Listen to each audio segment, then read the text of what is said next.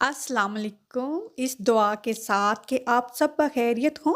अल्लाह की ख़ास रहमतें, बरकतें और अनायतें आप सब पर मेहरबान हों। मेरी दिली दुआएं और नेक तमन्नाएं आप सब सुनने वालों के साथ हैं। जैसा कि आप सब जानते हैं कि इस वक्त पूरी दुनिया में तमाम मुस्लिम उम्मत जो है ईद उल अज़हा का जो मजहबी त्यौहार है वो पूरी अकीदत के साथ मना रही है।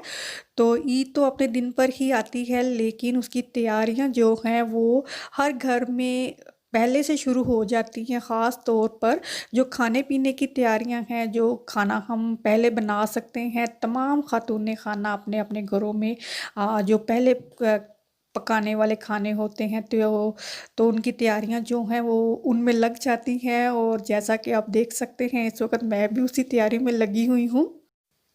मैं इस वक्त दही भल्लों के लिए जो भल्ले हैं वो बना रही हूँ माश की दाल के।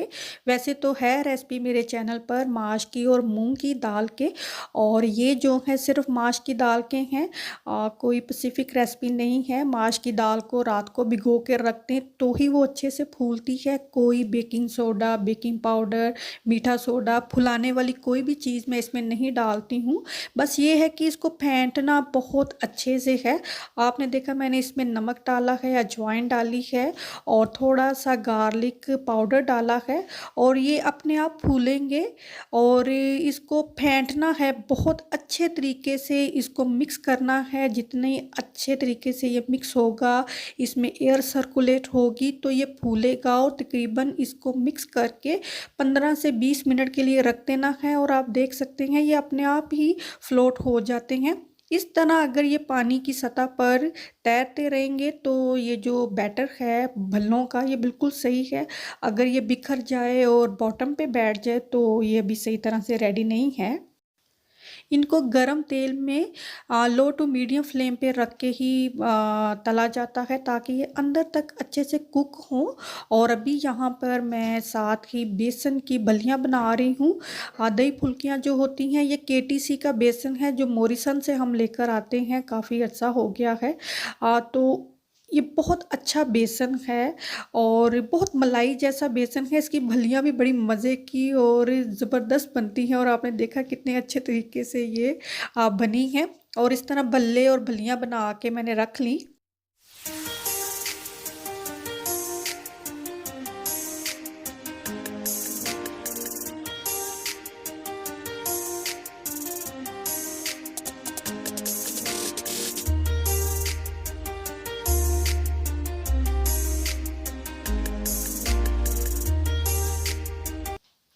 जहाँ खाने पीने की तैयारी ज़रूरी है वहाँ पर अपनी भी मेकओवर ज़रूरी है हमारा। वो भी ज़रूरी होता है। कोई शादी ब्याह का फंक्शन हो और ईद हो तो हमारा अपना बनना संवरना जो है वो बनता ही है और होना भी चाहिए। अभी यहाँ पर मेरे पैरों पे मेरी बेटी जो है वो ब्लीच क्रीम लगा रही है। हम मोस्टली ख़वातीन जो हैं वो घर के कामकाज में लगी रहती हैं तो इस तरह अपना ख़्याल हम नहीं रखती। क्योंकि घर के काम करने में आपके पास इतना वक्त नहीं बचता है कि हम जो है वो अ, जैसे हम किसी त्यौहार पे अपना बनाव श्रृंगार करते हैं, डेली रूटीन में हम नहीं कर सकते। तो इस तरह त्यौहार पे तो ज़रूरी करना भी चाहिए हम ख़वातीन को। आपने देखा मैंने गरम मसाले को ड्राई रोस्ट किया और फिर इसको पीस लिया। और इतनी ज़्यादा मिर्चें मैं इसलिए इसमें डाल रही हूँ क्योंकि ये मैं तंदूरी मसाला बना रही हूँ। मैं घर पे ही तंदूरी मसाला तैयार करती हूँ और माशाल्लाह से मैंने तकरीबन 4-5 किलो चिकन का तंदूरी चिकन बनाना है तो उसके लिए ये इतना ज़्यादा मसाला तैयार हो रहा है। चिकन में तंदूरी मसाला ज़्यादा हो तो ही वो मज़े का बनता है, वरना चिकन का तो आप जानते हैं इतना कोई ख़ास फ्लेवर है नहीं। इस तरह से मसाले ही उसमें थोड़ा जान डालते हैं उसके फ्लेवर में। मेरे बच्चों को चिकन तंदूरी जो है वो माशाल्लाह काफ़ी ज़्यादा पसंद है और ईद पे ना बने तो ये मुमकिन ही नहीं है। और ये देखें कितना ज़्यादा मसाला घर के मसालों से ही तैयार हो गया। पैकेट के मसाले अगर आप इस्तेमाल करें तो इतना मसाला तकरीबन 3-4 पैकेट में होगा। इतना जिंजर गार्लिक 2 लेमन जूस डाल के हमने इसको ग्राइंड कर लेना है। लेमन जूस चिकन को जो है वो गलाने में हेल्प करता है और इसका टेस्ट भी बहुत अच्छा आता है। सिंपल सी रेसिपी है, वैसे इसकी भी रेसिपी मेरे चैनल पर मौजूद है। दही में जिंजर गार्लिक पेस्ट, मसाला, ऑयल डाला है और डीप ऑरेंज कलर में डालती हूँ। ये चिकन लेग पीस हैं और चिकन विंग हैं और एक एक पीस को जो है अच्छे से मसाला लगा के तो मैं रखती जाऊँगी।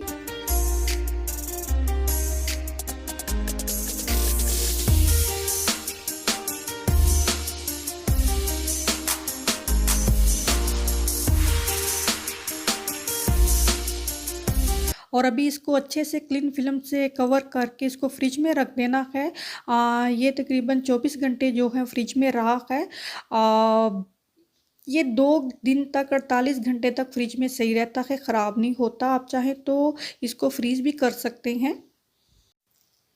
ये बेकिंग पाउडर है, हस्बे ज़रूरत बेकिंग पाउडर ले लें। ये जो हमारे नोज़ पे पोर बन जाती हैं, ये उसको रिमूव करने के लिए, उसको क्लियर करने के लिए एक होम रेमेडी है। बेकिंग पाउडर हस्बे ज़रूरत और इतना इसमें शहद डालना है कि इसकी इस तरह की पेस्ट बन जाए और फिर इसको नाक पर, चीक्स पर या चिन पर जहाँ भी पोर्स बनी होती हैं वहाँ पे लगा के 15 से 20 मिनट के लिए छोड़ दें। तो फिर वाटर से रिंस कर लें तो आपकी नोज़ जो है वो हैरान कुन हद तक साफ़ सुथरी हो जाती है। पोर्स जो होती हैं वो एकदम वैनिश हो जाती हैं। मेरी ड्राई स्किन है, ऑयली स्किन नहीं है, लेकिन ये है कि जो हमारी नोज़ टिप होती है वो ऑयल कंटेन कर ही लेती है। तो वीक में एक बारी जो है ये यूज़ करने से नोज़ पे पोर जो हैं वो सही रहती हैं, बनती नहीं है, वरना अच्छा नहीं लगता देखने में ना। हैं और इसमें काफ़ी ज़्यादा इस तरह से जो लीफ होते हैं वो गैर ज़रूरी ही लगे होते हैं, जो काफ़ी रश डाल देते हैं। वास मेरे घर में काफ़ी ज़्यादा थे जो एक-एक करके टूट गए। तो ये मेरे पास जो कॉफ़ी की बड़ी बोतल पड़ी हुई थी तो मैं इसी को इस्तेमाल कर लेती हूँ, क्योंकि आवाज़ ज़्यादातर मैं IKEA से ही लेकर आती हूँ तो वहाँ पर जाना ही नहीं हो रहा। और काफ़ी बड़े-बड़े जो पत्ते हैं वो इस तरह से काट लें। वैसे कोई इतनी माहिर हरगिज़ नहीं हूँ कि फूलों को किस तरह से डेकोरेट कर सकते हैं। बस ये है कि सम टाइम इसमें पत्ते ज़्यादा होते हैं ना, लीफ, तो वो काफ़ी रश सा डाल देते हैं। तो वो उतार दें तो ज़रा फ्लावर अच्छे से अरेंज हो जाते हैं और ये 1 हफ़्ते तक ये बिल्कुल फ्रेश रहते हैं। ख़राब नहीं होते और कई फूल अभी खिले भी नहीं हैं, तो इस तरह पानी में पड़े-पड़े वो खिल भी जाते हैं और बहुत ही खूबसूरत लगते हैं। तो अगर वीक में 1 दफ़ा ला के इनको लगा दें, तो 1 हफ़्ते तक ये ख़राब नहीं होते। मीठे में मैं जो है खीर बना रही हूँ। पता नहीं इस दफ़ा मैंने बहुत ही सिंपल सा अपना मेन्यू रखा है ईद का। ये देखें खीर यहाँ पर बन चुकी है। ये केवड़ा वाटर में थोड़ी-सी सैफ़रॉन की स्ट्रैंड जो होती हैं वो डाल के डिप कर दी थोड़ी देर के लिए और फिर इसमें डाल दें तो बड़ी अच्छी-सी खुशबू आती है और खीर बड़ी ही मज़े की बनती है। और ईद का त्यौहार है तो ये देखें खीर भी जानदार ही होनी चाहिए। मतलब ये है जानदार से कि काफ़ी ज़्यादा दूध डाला है और 1/4 कप होगा चावलों का, जो रात को ही भिगो के रख दिया 5 लीटर दूध में, तो वो फिर ज़ाहिर है खोया सा ही बन गया और बहुत ही मज़े की खीर तैयार हुई। मेहंदी के बगैर हम ख़वातीन की या बच्चियों की ईद कैसे मुकम्मल हो सकती है। और मेरी बेटियां 1-2 दिन पहले से ही इन्होंने रट लगाई थी कि मेहंदी लगा दे, मेहंदी लगा दे। तो मैंने कहा जब ईद आएगी मैं तभी लगाऊंगी, अभी लगवानी है तो लगवा लो, ईद तक इसका रंग ख़त्म हो जाना है। अब पता नहीं ये मेहंदी पड़ी पड़ी ही ऐसी हो गई है कि 1-2 दिन ही इसका रंग रहता है, बाद में इसका जो कलर है वो हल्का ही होना शुरू हो जाता है। और कोई इतनी माहिर नहीं हूँ, बस शौक़ है तो जैसे भी मुझे आती है मैं लगा लेती हूँ मेहंदी अपने भी हाथों पर और अपनी बेटियों के भी हाथों पर। यहाँ पे सिंपल जो है लैम करी कह लें या कोरमा कह लें वो बना रही हूँ मैं। जिंजर गार्लिक ओनियन को ग्राइंड करके डाला है इसमें और नमक मिर्च हल्दी डाली है और गोश्त को मैं देगची में ही पका रही हूँ। 20-25 मिनट में गोश्त गल जाता है। मीडियम फ्लेम पे रखा हो ना, बहुत भी लो फ्लेम पे डेगची में गोश्त पकाए ना, वो गलता नहीं है। ज़ाहिर है थोड़ी हीट होगी तो ही वो गलेगा। और टमाटर आपने देखा मैंने इसमें नहीं डाले, सिर्फ योगर्ट डाला है, घी डाला है। सारा खाना, मोस्टली खाना जो है वो मैंने घी में पकाया। और अभी यहाँ पर साथ साथ मेहंदी भी लगा रही हूँ अपनी बड़ी बेटी के हाथ पर, और साथ साथ हांडी की तरफ भी ध्यान है। तो एक टाइम में दो काम कर रही हूँ मैं। और ये सालन जो है ये मैंने एक दिन पहले ही बना के रख लिया। खीर भी, नान भी जो है वो एक दिन पहले ही बना के मैंने रख लिए थे। क्योंकि खाना जितना भी थोड़ा कम आपने बनाना है। पहले ऐसे होता था कि ईद वाले दिन ही मैं सारा खाना बना रही होती थी। सालन भी बन रहा है, खीर तो खैर पहले ही बन गई, नान भी बन रहे हैं। तो वो काफ़ी ज़्यादा काम बढ़ जाता है। और माशाल्लाह अभी बच्चे भी हैं, आपने बच्चों को भी देखना है, अपने आप को भी टाइम देना है। तो जितनी तैयारी मैक्सिमम आप पहले कर सकते हैं कर लें। और चूंकि हम यहाँ पर कुर्बानी नहीं करते, तो फिर हमें इस चीज़ की भी टेंशन नहीं होती कि ईद वाले दिन ही गोश्त आएगा तो हमने पकाना है। तो आपने देखा मेरे हाथ पे मेहंदी मैंने रात को लगा ली। अभी ईद की सुबह जो है मैंने आ, शाही टुकड़े बनाए, उसका जो सिरप है वो रात को ही तैयार कर लिया, और ब्रेड को सुबह उठ के मैंने तल के इसमें डाल दिया। और आपने देखा मैंने चिकन जो है उसको ओवन में लगा दिया। और इस तरह सिजलर हम लाजमी चिकन को करते हैं, उससे बड़ा अच्छा सा एक तो इसमें कलर बड़ा अच्छा आ जाता है, और इस तरह इसमें फ्लेवर भी आता है। इस तरह ओनियन ग्लेज हो के जब पकते हैं ना तो बड़ा मज़े का इसका फ्लेवर हो जाता है। अभी ज़रा इसके एक्शन ज़रा मुलायजा फरमाए। देखिए ज़रा, इसको किसी ने नहीं कहा कि तुम ऐसे खड़ी हो या ऐसे खड़ी हो, वो खुद ही खड़ी हो रही है ये। और इसने वो जो नेल लेके आए थे ना आर्टिफिशियल, वो बस जैसे स्टिकी टेप सी होती है ना वैसे ही हैं, आराम से नेल पे लग जाते हैं। ईद वाले दिन 10 दफ़ा इसने उतारे और 10 दफ़ा इसने लगाए, किसी और के साथ शेयर नहीं किए कि ये मेरे ही नेल हैं, मैं ही लगाऊंगी। तो बस देखिए, इसको शौक बहुत है।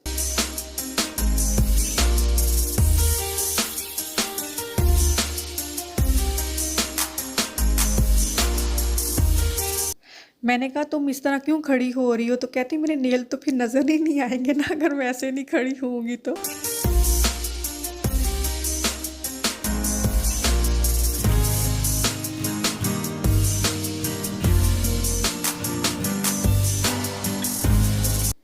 ये ज़रा अभी ईमान को मुलाजा फरमाइएगा। ये एकदम ऐसे दौड़ी आई है, तो मैंने इसको कहा तुम ऐसे आ रही हो जैसे टक्कर मारनी हो किसी को, वापस जाओ दोबारा सही तरह से चल के आओ। तो ये देखे, मैंने कहा आराम आराम से चल के आओ, तुम तो ऐसे दौड़ लगा रही हो। कैमरे की जो रिकॉर्डिंग है या फ़ोटोग्राफी है वो रोशनी में ज़्यादा अच्छी बनती है। और मेरा ये जो फ़ोन है इसका कैमरा कम रोशनी में येलो सा हो जाता है, पिक्चर अच्छे से आती नहीं है। तो ये देखें, बाहर निकल के थोड़ी सी वीडियो बनाई है और कितनी खूबसूरत लाइट आई है।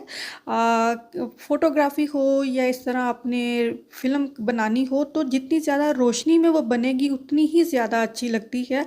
और इसको भाई को चैन नहीं है जब तक बहनों को ये तंग नहीं कर लेता।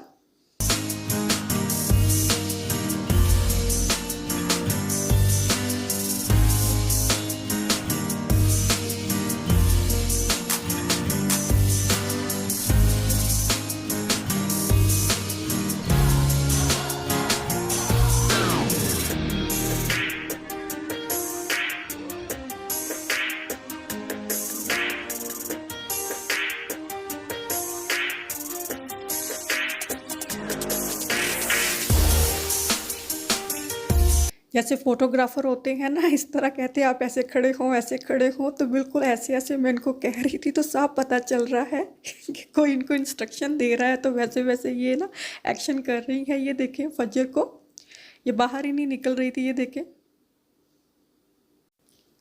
माशाल्लाह बच्चों को खुश देख के माँ बाप को बहुत खुशी होती है। और इस तरह ईद के त्यौहार पे बच्चे खुश हों, बच्चों को इस चीज़ का पता चलना बहुत ज़रूरी है। और ये देखें ज़रा बार बार खड़े होने की कोशिश कर रही है। माशाल्लाह बहुत प्यारे माशाल्लाह बच्चे लग रहे हैं।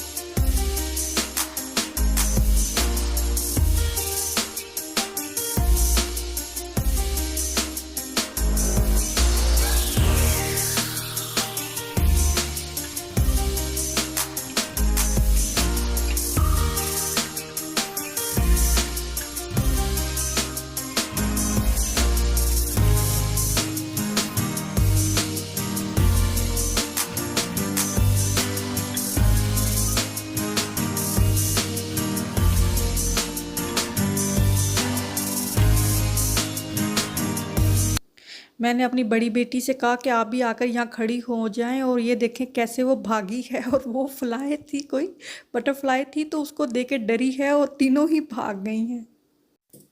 मुझे ये अपना ईद का ड्रेस बहुत ज़्यादा पसंद आया और इस ड्रेस से ज़्यादा मुझे शूज़ पसंद आए। आपने देखा होगा इस वीडियो में काफ़ी दफ़ा मैंने शूज़ दिखाए हैं।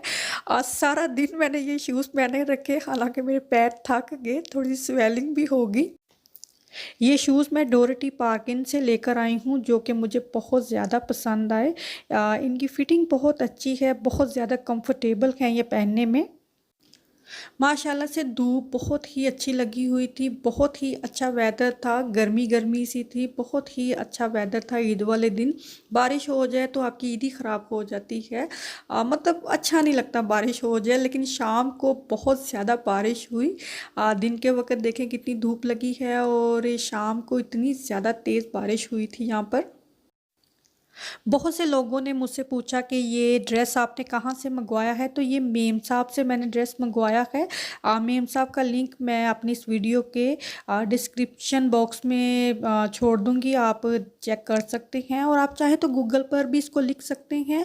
और बहुत से लोग, बहुत सी सिस्टर आउट ऑफ यूके हैं, जैसे यूरोप में रहती हैं, तो वो उन्होंने पूछा कि क्या हम वहाँ ये ड्रेस मंगवा सकते हैं, तो आप चेक कर सकते हैं, उनकी वेबसाइट से इंफॉर्मेशन ले सकते हैं या नंबर है वहाँ पर फ़ोन करके आप पता कर सकते हैं कि क्या वो आउट ऑफ यूके जो है वो डिलीवर करते हैं। मोस्टली करते ही हैं। अभी आफ्टरनून बच्चे गार्डन में बैठे क्योंकि गर्मी काफ़ी ज़्यादा थी। लिविंग रूम फ्रंट साइड पर है तो धूप उस साइड पर होती है, शाम के वक्त तो काफ़ी गर्मी सी महसूस होती है और कुछ ऐसे कपड़ों में ज़्यादा गर्मी लगती है। तो बच्चे फिर इस तरह गार्डन में बैठ के उन्होंने शाम का, रात का खाना खाया। तो बस यहीं तक है जी मेरा ये आज का ईद का व्लॉग। अगर आपको अच्छा लगा है तो उसको लाइक ज़रूर करें।